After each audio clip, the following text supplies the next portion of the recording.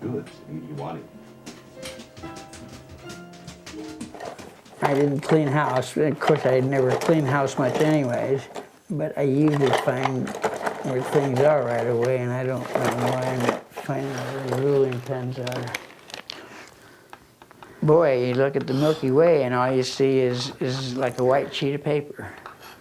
I mean, you can see the spots of white, but it's also white, and you can see color in Sagittarius and the Eagle Nebula, you know, traces of color, and you just radiant amber stars. You would not believe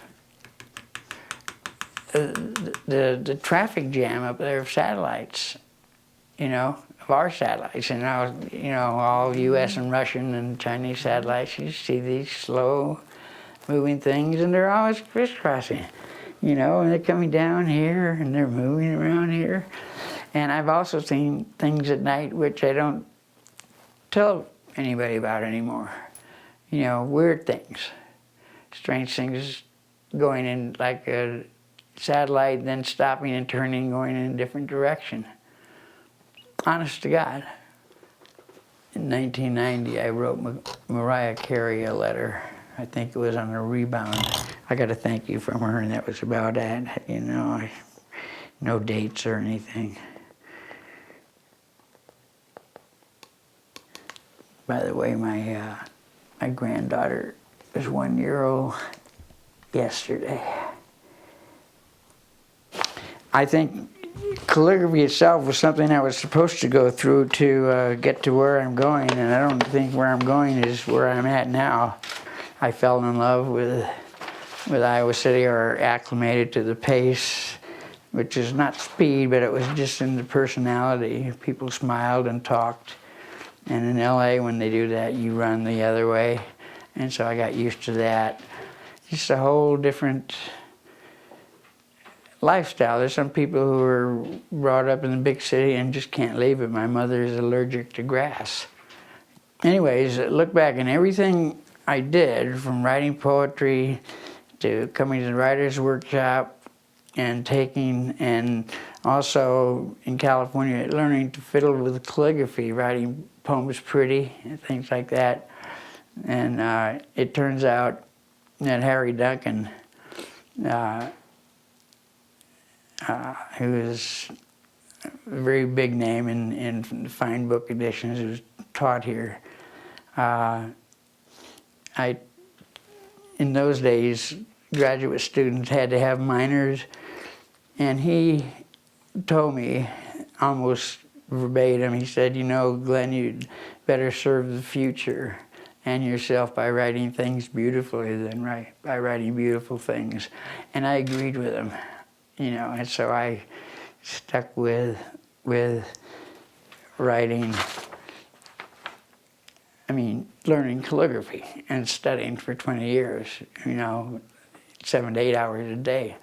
And even when I owned Epstein's bookstore in the 70s, before your time, it was a hippie hangout. I'd work all day, then I'd practice all night. And then the beautiful letters, arranged well, turned into something just a little bit more dramatic and illegible, because writing words in English can only reach people who could read English. And I wanted my artwork or insights to be like music, so everybody all over the world could understand it. I'm gonna have a sip of beer. I'll be right down.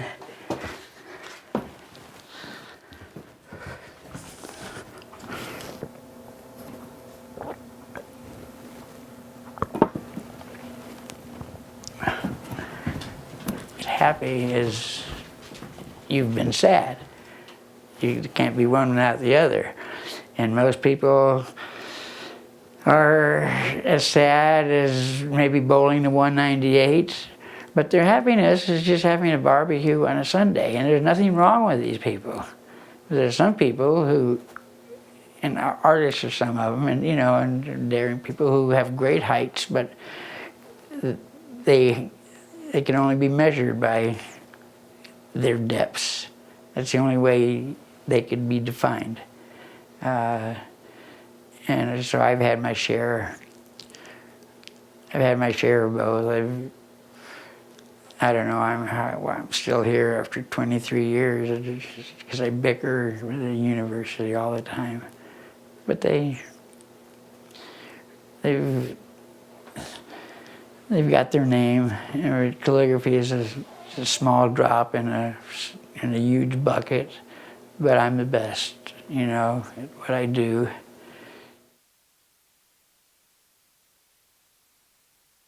One of my uncles, or my nephew, I guess, had an Orthodox Jewish wedding.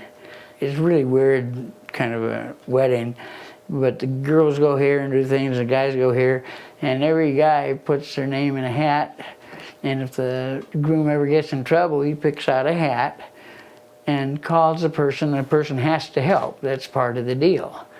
And I added some embellishment to it by saying when they call you, they always have to sing it in an old 3rd century Jewish blues, you know, kind of syncopation. And I make this up with a straight face. And one day I came home from school and this was on my answering machine. She took my locks and took my bagels. She took my Philadelphia too. When you find her, set her down French. Kiss her like you've never done before. Hold your breath and run on home and breathe into a Ziploc and FedExpress it overnight to me.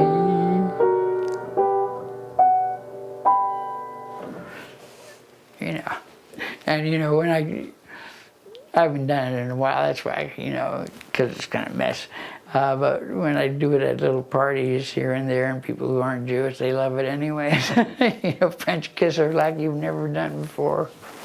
And hold your breath, run it home, breathe into a Ziploc, and FedExpress it back home to me. Yeah, the new and the used Testament. I say it with a straight face, but I could say it now. But it's all about war and murder and killing, and that's gone all on, you know, all in the name of God, and so that's not fair to him, because there's some great things said out of there, some great things out of context that I use a lot. My poetry teacher, Cal, said, write every poem as if it were your last, and it had little to do with poetry. It, you know, has, you know, everything to do with everything, you know, as if you're, not that you're going to kill yourself, but your Mack truck may be along tomorrow. Another was taking Paul out of context, and his quote is, "The letter killeth, but the spirit giveth life." And I find that very much like me. You know, I work with kind of letters, but it's not the letters, not the readability. It's, you know, I can say more by what people see and cower from or enjoy, and the words don't really matter.